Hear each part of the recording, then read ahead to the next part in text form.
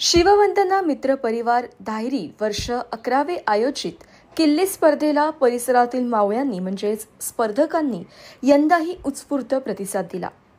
भारतीय संस्कृतीचे जतन आणि पुढच्या पिढीला किल्ले बनवण्यासाठी प्रोत्साहन देण्याच्या उद्देशाने दरवर्षीप्रमाणे यावर्षीही दिवाळीच्या निमित्ताने ही स्पर्धा आयोजित करण्यात आली होती।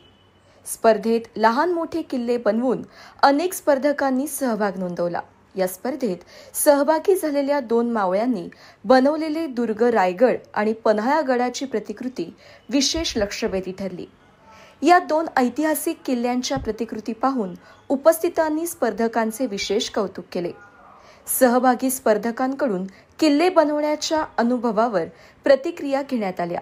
आपल्या संस्कृतीचा हा वसा जपण्याचा आणि इतिहासाचे स्मरण करण्याचा आनंद स्पर्धकांनी व्यक्त केला।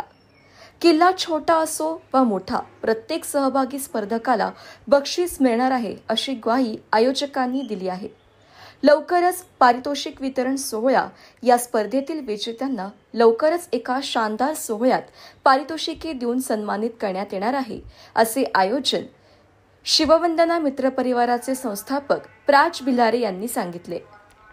या स्पर्धेसाठी व्यंकटसई होंडा व इतरांचे देखील विशेष सहकार्य लाभले। मागील वर्षापासून आम्ही एक मोठा किल्ला बनवून लहान मुलांना आणि परिसरातील जे नागरिक आहेत त्यांना एक छत्रपती शिवाजी महाराजांच्या बद्दल एक आदर निर्माण व्हावा आणि किल्ल्यांची परंपरा चालू राहावी यासाठी मागील वर्षी आम्ही राजगड बनवला होता आणि त्याला उत्कृष्ट प्रतिसाद मिळाला। तसेच शिववंदना प्रतिष्ठान हे प्राज भिलारे यांची एक संस्था आहे, त्या संस्थेने आम्हाला प्रथम पारितोषिक दिलं आणि त्याच उत्साहानं यावर्षी आमच्या उज्ज्वल ग्रुपच्या सर्व कार्यकर्त्यांनी आणि छोट्या मावळ्यांनी रायगडाची प्रतिकृती साकारलेली आहे इथं आणि हुबेहूब हे रायगडची प्रतिकृती आम्ही दुर्गराज रायगड जसा दिसतो तसा बनवलेला आहे।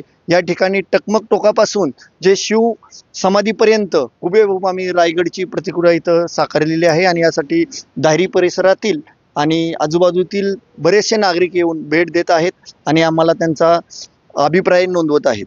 मला या किल्ल्यातनं शिकायला भेटलेल्या गोष्टी न सांगितलेले छत्रपती बाजीप्रभू देशपांडे, शिवा काशीद, शिवाजी छत्रपती महाराज मिळून काम करणे, इतिहास कळला, कसं करायचं कसं नाही ते कळले। या वर्षी पन्हाळा हा किल्ला बनवलेला आहे।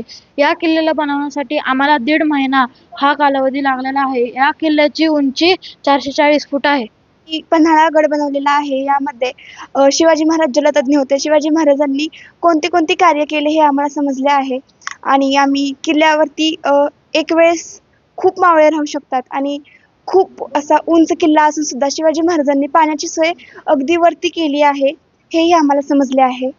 आम्ही गेले 5 वर्ष किल्ले बनवतोय। आम्हाला या किल्ल्यामधून कळतं की इतिहास काय आहे, म्हणजे कशी अगोदरची माहिती वगैरे ते आम्हाला नवीन भेटते आणि लहान मुलं आहेत काही, त्यांना पण आम्ही या प्रकल्पामधून माहिती देतो इतिहासाची।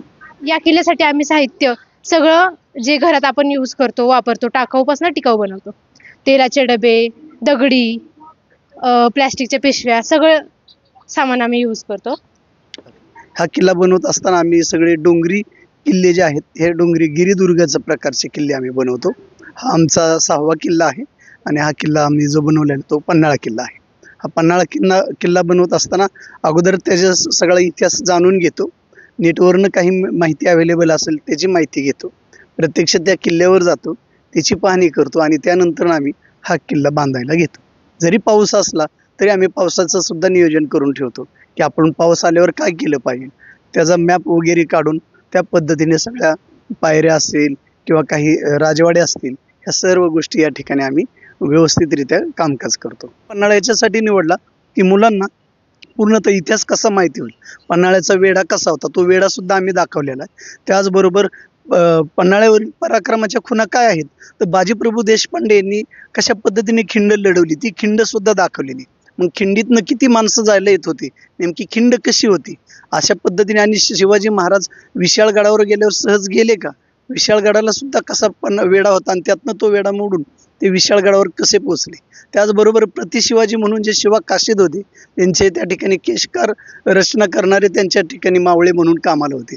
त्यांनीही स्वतःचं बलिदान कसं दिलं हे महाराजांनी त्यांना महाराज बनता आलं, त्यामुळं त्यांनाही त्यांचा अभिमान कसा वाटला आणि स्वतःचे प्राण समोर दिसताना सुद्धा त्यांनी कोणतीही पर्वा न करता तो जो रोल त्यांना करायचा होता शिवाजी म्हणून, तोही त्यांनी केला.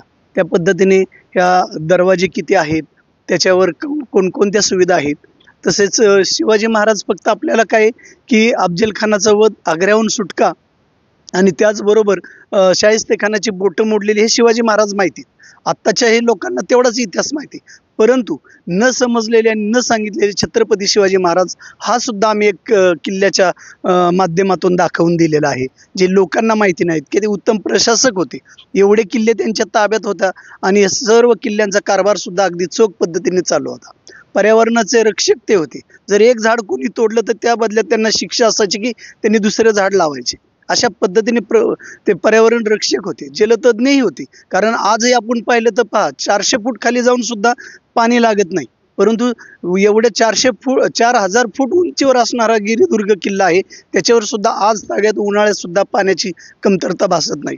म्हणजे त्यावेळेला जलतज्ञ होते आणि त्यांनी जे काही वेगवेगळ्या योजना आणल्या त्याच योजना सध्याच्या सरकार किंवा सध्याच्या युगामध्ये ते पाहिले जाते.